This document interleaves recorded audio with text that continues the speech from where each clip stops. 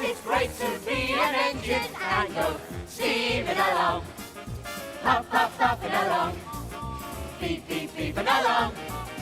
Feel the wind around you as you push along. Puff, puff, puffing along all day. Let me just chest it. Hello there, hi there, There Kobe, we how go. are you? Hi, I'm good. How are you, Martin? Yeah, not bad, not bad. It works at last. Let me just link this up. Okie dokie. You mentioned about coming back at 11. Did you? Was that better? I can come back then if you like. No, this is fine. It's fine. I Good. honestly Well, don't good know to how see to. you anyway. Good to Oh see yeah, you. good to see you too. Honestly, I honestly don't know how to start this off. So I guess to start off this interview, Martin, tell us a bit about yourself. How'd you get into show business and stuff like that?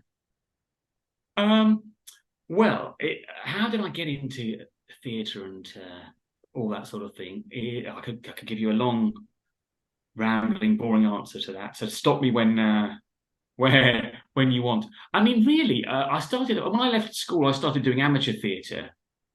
This is like in 1990 something or other. Yeah. No, like 1980 something or other, late 80s, and Oh yeah. uh, that kind of went into the early 90s. And when I left school, I started doing jobs that I then realised quite quickly that I didn't like because they were rubbish. I mean, not the jobs weren't rubbish. I was rubbish at them, is what I mean. They were Oh rubbish for me. And I yeah. was doing amateur theatre at the time, and um, uh, I thought, well, you know, could this possibly be a job as well? Because that would be brilliant, doing something that uh, you could enjoy and could also be a job because that way you haven't got to differentiate between work and a hobby. You know, it's just Yeah. kind of life. It's all together. So that's was sort of how that thinking started. And then I was lucky enough to get a job at the Theatre Royal in Brighton in the box office. I'd been working in H. Samuels, the jewellers at the time, I think, in Worthing. But I got this job in Brighton, which was lovely, working with such lovely people in a beautiful theatre. So I'm very grateful to the people there that were daft enough to employ me. And then also you would see different shows each week, plays and musicals and children's productions and comedies and all kinds of different uh, productions and stars and actors, which is kind of really great introduction as to what really being an actor would be like. You know, you obviously Yeah. it's very easy to see um, someone in a film and think, "Wow, that's great," but that's not really the life of most actors. So I think the theatre, seeing these different productions and different performances, was a great introduction to that. And then I auditioned for drama school, and they let me in, and that's how that kind of started, really. Oh yeah. So, um, the main reason I wanted to talk to you today is Yes, because yes, you're involved with Thomas the Tank Engine arena yes, tour. yes. So how did you get involved with that? Like, how did that come about? Yeah, sure. Well, so Thomas the Tank Engine Arena Tour. I think it was 2002, was it, when that first Yeah, started um, in the UK? Because where are you in the UK? Are you somewhere else in the world? Australia. Whereabouts are you? You're in Australia. In Oh, I didn't realise that. yeah, I thought from your accent, perhaps, but isn't that amazing that we can talk about Thomas the Tank Engine across the world? Um, absolutely. Yeah, it's amazing. Anyway, sorry, I'm getting off the subject. Yeah, thank you so much for doing this as well. I think it's great to chat about it. You're Oh, bringing yeah. up lots of happy memories because Oh, so I had left drama school in 1996 and done various pantomimes and plays and various things, including a children's production called Play Days. I'd done that for a couple of years. yeah, And that was a BBC children's show, which then transferred to theatres. And that had been produced originally, although before my time, by a gentleman called Ian Lachlan, who had then gone on to, well, he's such a wonderful character and talent in the world of oh, children's absolutely. entertainment. But was having great success with tweenies at the time that the Yeah, Thomas the Tank Engine Arena tour came about, and because I think it was either tweenies or Disney. I guess probably Disney, perhaps have been doing it in previous years in America, but certainly Ian and his team with Will Brenton, they'd popularized arena tour children's entertainment yeah, with tweenies. And off the back of that, I think it was that they were asked if they would creatively produce Thomas the Tank Engine. And so literally, so I'd done play days by then, and Ian was producing arena tours. And I saw an advert in a newspaper over here, the Stage and Television Today. In the back few pages, they have job adverts, and I saw an advert saying wanted people for Thomas the Tank Engine. And one of the parts that was up for grabs was Thomas's driver, and I'd just been the Playdays bus driver, so sort of specialising in driving fantasy vehicles. So I, like everybody else, when you see a job, I wrote off for it, and they said, yes, come on in. I suspect they came on in because I'd not long done Playdays before. Yeah. So obviously there's a link there. And so I went in, and they I had to sing and dance and act, and did the best I could, as you always do. And then they said, would you come and do it? So that was great. And that's how that started. That's absolutely amazing. So what was it like rehearsing the tour and like seeing the engines for the first time? Oh, yeah. I really remember that, seeing the engines for the first time. That's a great question. Because, well, first of all, it was quite daunting. Thomas the Tank Engine was the children's show that people said could never be done because the trains would have to be on such a scale. I know it's been done in theatres since, and it's been done well in theatres since, but the arena tours, I think, give it the full spectacle. I guess that's why we're talking about arena tours now and not a stage show. They give it the full spectacle that you want in the books. It looks like it does in the books, and it looks like it does the scale of the TV show. So rehearsing it, we rehearsed it at Elstree Film Studios, which is where Star Wars was filmed in the 1970s. And at the time, Who Wants to Be a Millionaire was being filmed in one studio, and the Big Brother House, that was a big show here at the time, and that was being filmed in a neighbouring studio.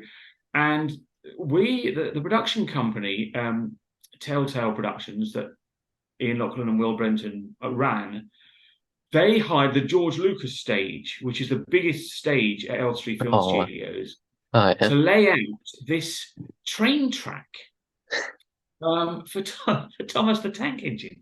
So it's a ridiculous combination, really, because you've got this big name of George Lucas on the wall, and you've got big posters of Chris Tarrant around and Big Brother, and then you're doing this sort of this fun, which it wasn't a little show, but it felt like we're getting to play with trains in a childish way in the George Lucas stage. And then the first train, they were built by BBC Visual Effects, as you probably know. Yeah. First train they brought in, they laid out the track. They didn't have the set. They just laid out the track in this massive cold space. It's huge, like an aircraft hangar.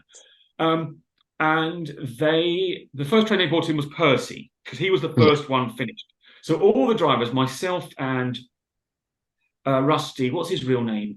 David. Russ Fielding, of course it is. Right. Yeah, we called him, bless him. And Ed Nudd. We were the three train drivers, and then Michelle, she was an understudy train driver. So the four of us, we would go into the George Lucas stage while the main cast, we were all rehearsing the main show in a different studio, but we were released, the drivers were released from our scenes to go and practice train driving for about a month before the show opened. Yeah.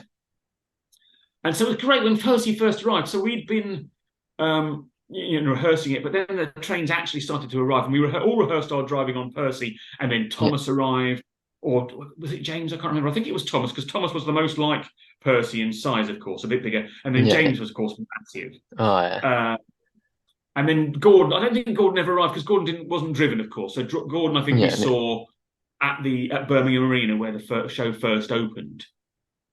Even though he was a big presence in the show, he didn't actually. He kind of moved back and forward out of the show, as you probably know. But yeah, it was lovely. It was real, a kind of heartbeat moment when you first saw the trains, because they were just like when I was little. You used to read Thomas the Tank Engine, those little sweet books by the Reverend W. Awdry. And then when my brothers and sisters were little, that's when Britt Allcroft first put the books on TV with Ringo Starr. Yeah. And so to see the trains looking exactly as you wanted them to from the pictures, from the storybook pictures, was really magical. I mean, not that there's anything wrong with the CGI versions or the kind of more modern Thomas. they're great for a different audience. But for me, my generation, seeing them look exactly like those stories, that was really special. Yeah, yeah. I've forgotten about that. Thank you for asking. Has brought back that back. So like, what was it like driving the trains? Like, was it like kind of difficult to get a hang of at first? Yes, it was, but it wasn't difficult. I mean, driving. Do you drive a car at all? I don't know if you No, drive. A car. I'm not. I'm not even old enough yet. Oh, sorry, I didn't. I wasn't. I didn't know how old you were. Sorry, Yeah, I it's beg your alright. pardon. Well, so it's easier than driving a real car. Yeah, It's not difficult, but it's one of those things that, like anything else, like when you get a new mobile phone yeah, or using this technology on Zoom or something, and it's not difficult, but you just need to find your way around it, don't you? On a yeah, phone or something. It's like that. You can't. You just need to get used to it. And of course, as well, the main reason we had lots of rehearsal time was because they're big things and they're potentially dangerous things. Well, like a car is, alright, true. you've got to know how to do it. And there were lots of people on stage, so we had to be the most important thing for any show, of course, is to keep everyone healthy and safe. Yeah, yeah, And so we had a lot of, quite rightly, health and safety talk about uh, what their limitations were and how best to drive them. So I think driving them, if I remember right, on the far right hand side, you have the go pedal, like yeah. you do in a car, for the accelerator, and then you'd have a brake. I think that was sort of in the middle, and you'd have handbrake on the right, and that's where the steam was as well to operate that. Yeah. And then in the middle, you'd have the controls operating the expressions and the smoke that came out of the funnel rather than the steam that came out of the wheels. So it was quite spread apart. Perhaps Yeah. to start with, that felt like a slightly awkward thing because everything was quite far away. But of course, actually, that meant that you could go to different sides of the cab and then be seen by different Oh, people yeah. in the audience. So that was a good thing from the staging point of view, because of course the audience were kind of on three sides of you. So that was all to get your head round. I sort of think it was most of my view of the show was through the porthole above at the top above Thomas, just above his face. Yeah. That's my view of most of the show, or out of the doors. I sort of think they probably it's one of those things that it's really great to drive. It's like being a big kid, being able to drive a almost full size train All right. set. But actually, it looks better from the outside. Someone watching you drive because you get the effect of Oh, the view of absolutely. the train from the outside, which of course looks far better than the workings Oh, yeah. from the inside. But hey, yeah, now I'm thinking about the view from the inside. We also had various guests that came and had a ride as well. I Oh, my. remember there were like competition winners who came in the audience who got a ride in Thomas, and I took them Oh, round on a wow. circuit of the track.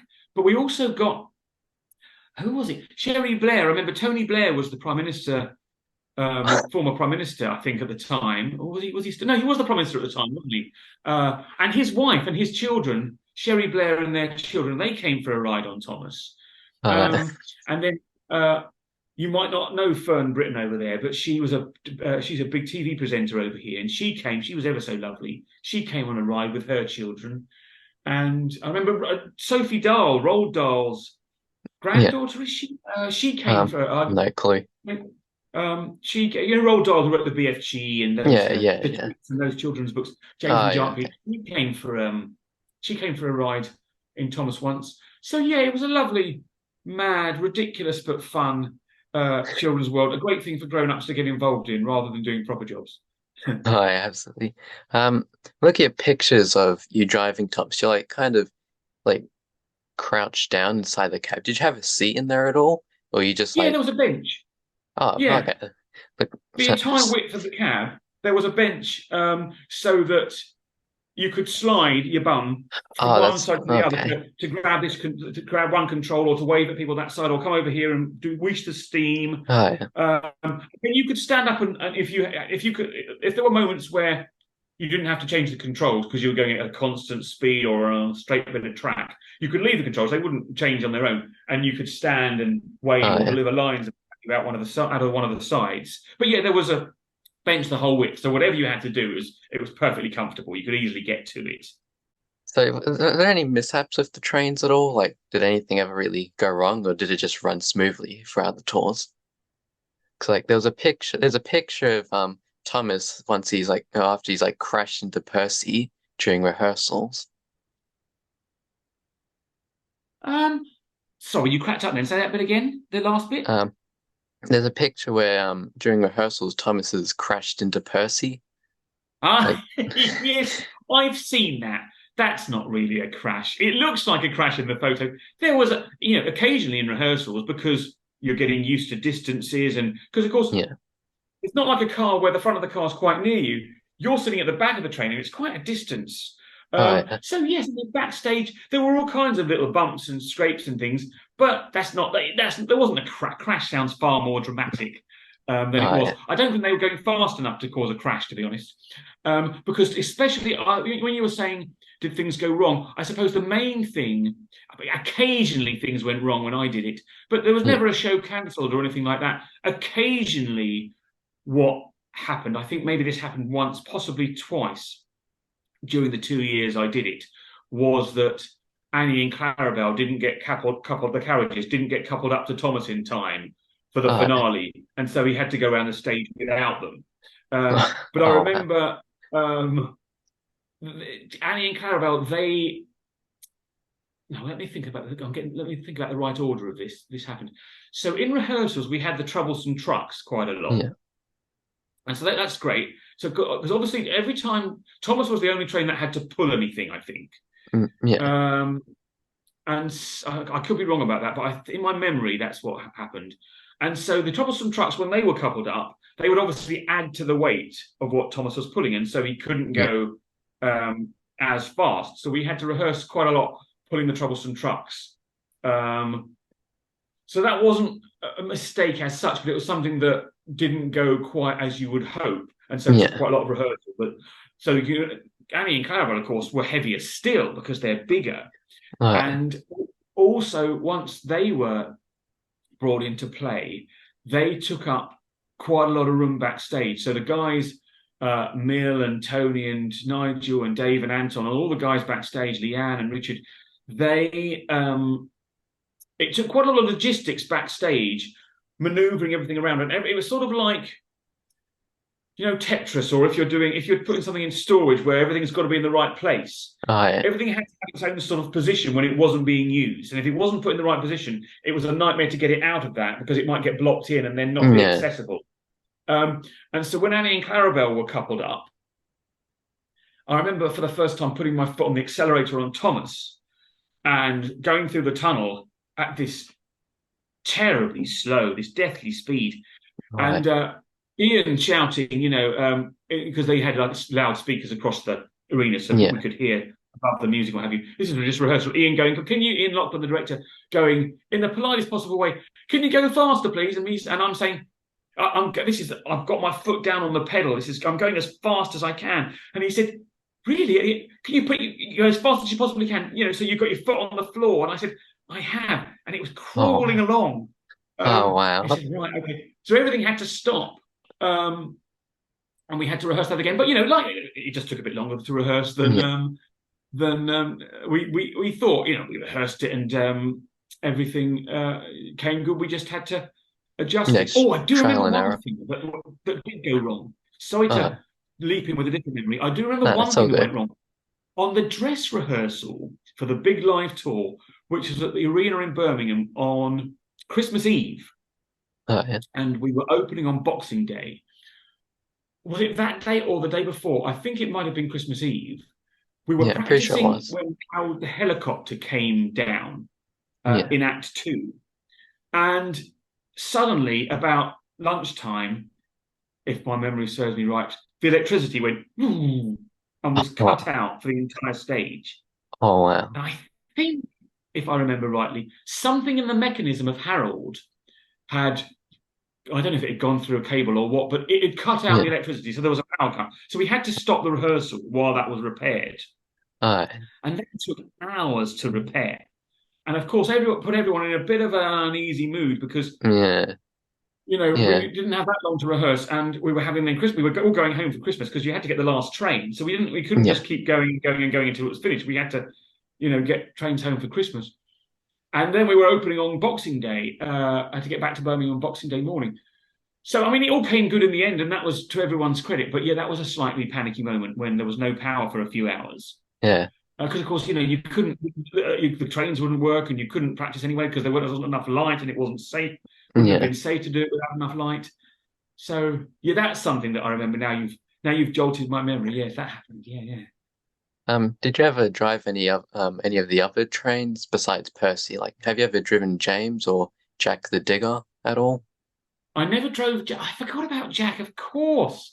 How could I forget about Jack? Because the song I did was called "A Job for Jack," wasn't it? That was a lovely Yeah. song that Barry Bignell, the musical director, he does so much brilliant children's work, children's and beyond. He was fantastic.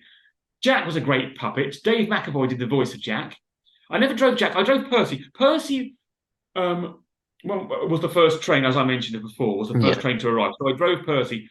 I drove Thomas mainly, of course. I don't think I ever drove James. I asked Ed to take me in a ride for James, I think, because obviously he was the Guinness World Record Oh, yeah. train. He's So I very wanted proud to of get a that. ride in him. In fact, everyone wanted a ride in the trains, especially Thomas, because Oh, yeah. that's part of it, isn't it? So we took the cars for a ride, but I never got to drive Jack. No, I never got to drive it. I'm not even sure. I think Jack was the only one that didn't ride on a track. I think he could run Yeah, he was independent. Is that yeah, right? pretty sure. Oh, okay. Um, Yeah, that sounds likely.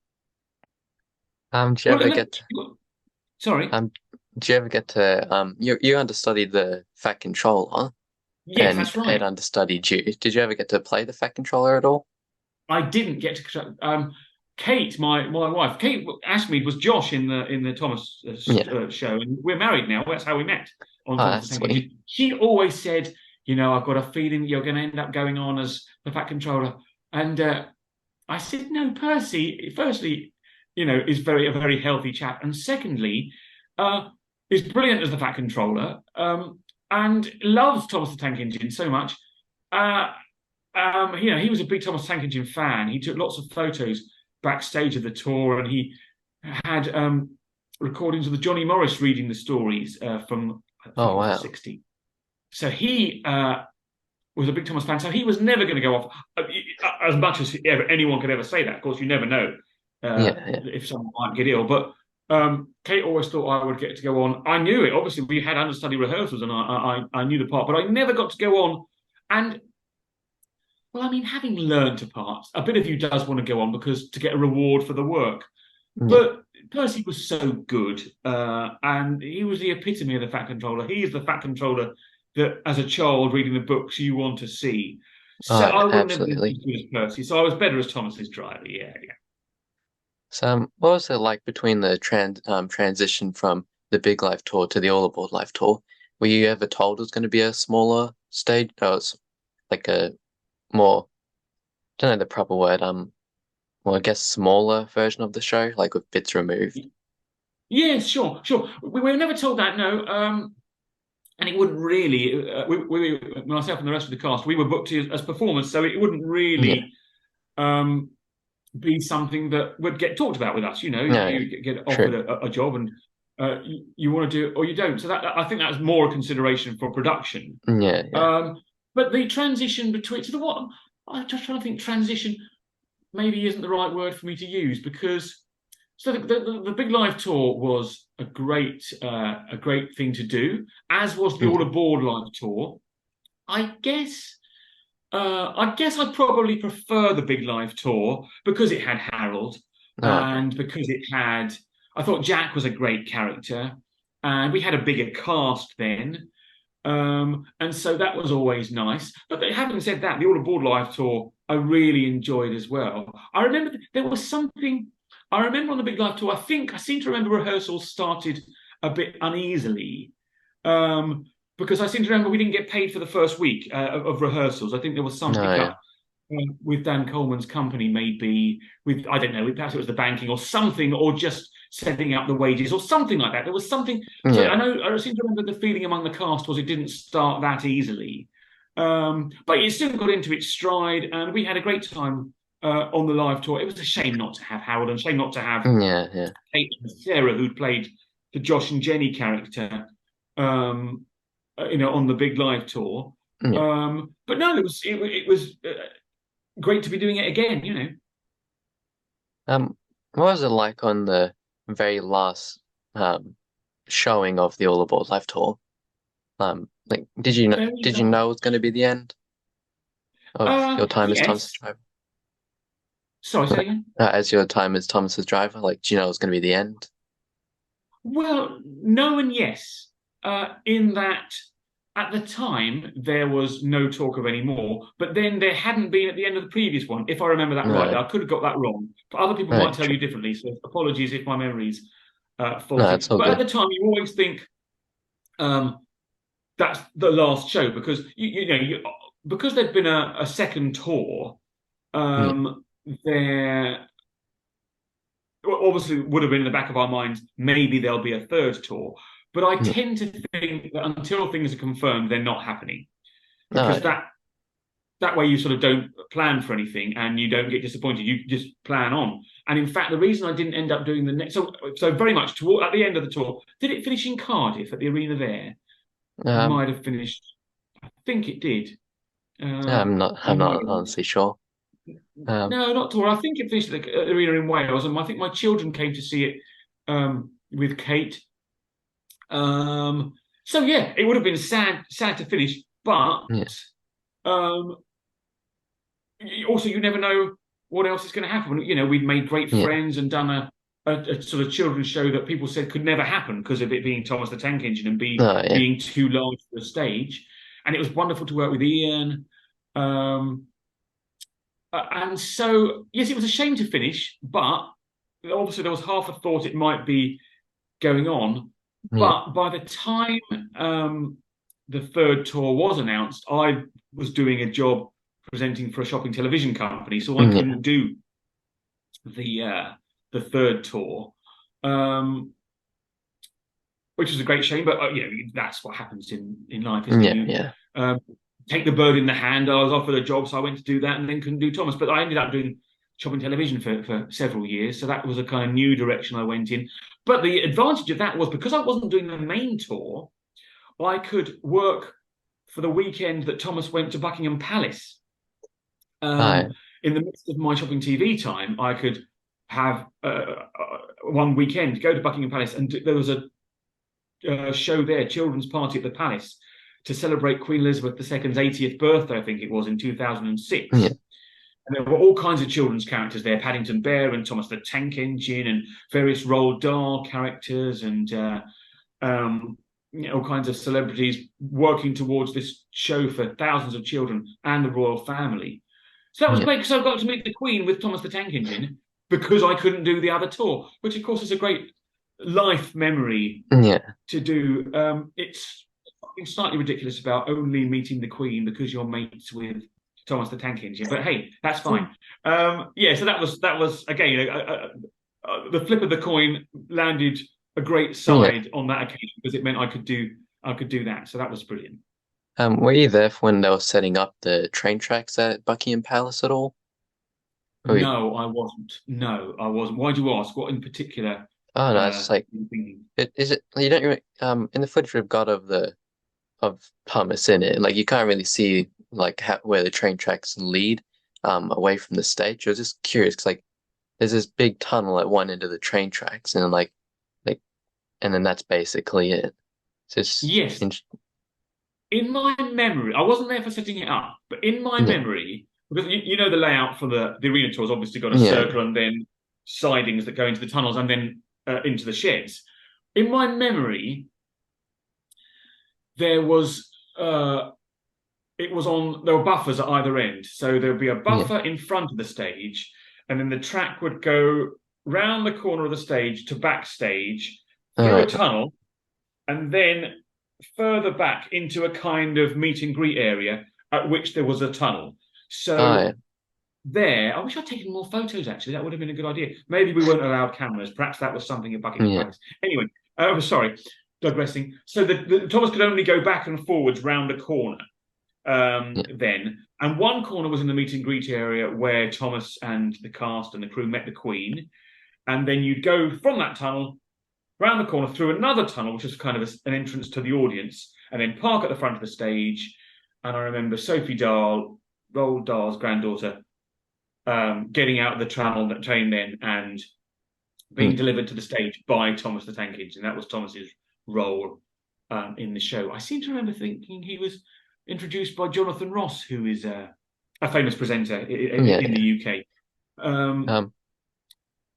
But yeah, so it was a straight curved bit of track back and forth. Yeah. There wasn't much of it. Yeah, you remind me of something.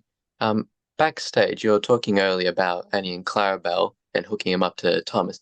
When I was talking to Edward Nudd, he mentioned that there were these, like, to maneuver, there were no train tracks backstage, so there was these like special like lock-on things that the backstage crew would like lock onto the front of the trains to like maneuver them like onto a bit of train track to get them round onto the like main show floor. How did they do that if Annie and Clarabelle attached to Thomas, if you know? Like, did they just maneuver him like usual and the coaches just followed? I don't remember about how they would move things backstage. You're absolutely right. Ed's right that there was something that they used to pull the trains along when they weren't being driven, but I can't remember. Were they some kind of hook or tow bar or something? It sounds like Ed can remember that better than I can. But backstage, so where the train at either side of the stage, where the tracks rather at the side of the stage, went into the tunnels, they joined backstage. So if a train, which was usually Thomas, was going right the way around the stage, you could go out of the tunnel onto the stage, right the way around the outside of the stage, into the opposite tunnel, and keep on going backstage because it was a complete track backstage. And sometimes I think in the finale, I had to drive Thomas like that you would go just keep going right round, and everyone had to get out of the way backstage because they knew Thomas was coming and not stopping. But the track that went into the sheds, that would stop. So as soon as the engines went into the sheds, and I think weren't curtains pulled across the sheds once the trains were in to hide the view of backstage. Once the trains were in the backstage, they could be pulled off the track and put anywhere you like in storage. So I think when Thomas the Tank Engine was coupled up to Annie and Clarabelle, he would usually appear at the stage. So looking at the stage, so stage left, we're looking at the stage of the right-hand tunnel. And so he would stop just behind the curtain there. And then the stage crew, Mill and Tony, were great chaps. They would pull the carriages, Annie and Clarabelle, against the track and link them up to Thomas. Now, Thomas and the engines had a little bias switch. So to control, and you could either set it centrally or left and right. And once you were, and that would veer the wheels of the engine towards the left-hand track or the right-hand track, depending on which direction you wanted to go in. Now, Annie and Clarabelle, like the troublesome trucks, they didn't have a bias. So they could be, and so when the trains were being pulled around backstage, you had to put this bias switch neutrally. Otherwise, they would veer off to the left and right without any track. So when they were being moved around, you had to put it on the middle. But Annie and Clarabelle on the troublesome trucks, they didn't have a bias. So they could just be pulled up and attached to Thomas. But as soon as you push the bias on Thomas, they followed that command. So there was some electronics or some wiring that meant that they would take the direction from Thomas. So they were. That's why they were really easy. Well, they were heavy, but they didn't have a mind of their own. They could control of their own. They could quite simply be by brute force pulled around. It was only when they were linked up to a train that they would they could then be steered in a direction. Does that make sense? I'm not sure. But as well as I might. In some other video clips of when the tour went to Japan, the trains look like they're bouncing around quite a lot on the train tracks. Like, was it a rather bouncy ride on the trains going around the tracks at all?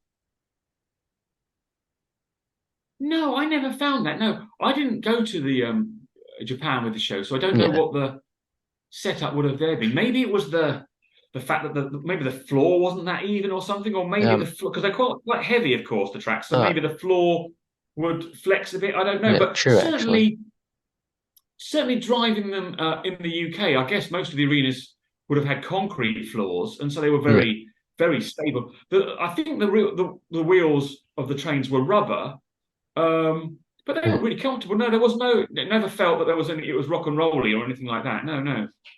Oh, yeah. Um, that's honestly all my questions. So I guess to wrap it up, what have you been up to after you finished with the Thomas tours? Well, Thomas the Tank Engine, as I say, I did a few years after doing a children's show called Playdays. Yeah. And then after that, I did various pantomimes and I did some audio recording for Doctor Who and I did some presenting for the Sooty Show, among many other things. But all those involvement in various productions, particularly children's one, led to Kate and I starting up children's shows of our own. And now we put on plays for adults as well, Yeah. murder mysteries, things like that, thrillers and comedies. But we, in particular, what's particularly relevant, to our discussion about Thomas, are not those ones, of course. It's the children's ones we put on. So we've created various children's characters and written various stories about characters that live on Martin McDonald's farm. Oh, yeah, Sally the I've seen, Scarecrow and Pongo the Pig and all kinds. right. You've seen that? You've seen some of Yeah, that? I've seen posts of it. I'm pretty sure the Twitter account's following me. Oh, Yeah. very good, very good. Well, that'll be me. So we tour live shows up and down the country each year, up and down the UK. Yeah. We haven't managed to get to Australia yet. Maybe one day. Maybe someday. We'll get to you. But what we have got is various videos for both children and adults on our website, which is www.honollymedia.co.uk. And Honolly is Honale. So people can go on there wherever they are in the world and see about the shows, and children can go on there. There's a map of Martin McDonald's farm and the world and the characters that they live in. Wow. People can download and colour in if children want to get involved as well. So that's great that all this involvement in children's things and Thomas the Tank Engine has led to, I guess a lifelong love of theatre, but especially theatre for children, which I think is really important to get the next generation of theatre goers. Yeah. That's honestly really good, really cool. Yeah, I guess we'll wrap this up now. Thank you. Thank you so much for taking the time to speak with me about this. Thank you so much. No, you're really welcome. Well, thank you for asking. It's really lovely that kind of you to ask, and you've really kind of reawakened lots of happy memories. So thank you, mate. It's really good to talk to you. Honestly, I'm just absolutely speechless. Oh, bless you. Oh no, well, thank you for asking. It's really kind of you to take the time yourself as well. It's honestly my pleasure, really. And thank you for supporting Thomas and all things children, because it's anytime. It's obviously something that started off in the UK as these books and has become a worldwide phenomenon. So I'm so glad you get to enjoy it on your side of the world as well. Oh, absolutely. Thank you so much for talking to me. Thank you. Look after yourself and hopefully see you another time. Oh, yeah. See you, Martin. All right. Thanks a lot. Bye-bye now. Bye-bye. Bye-bye. Bye-bye.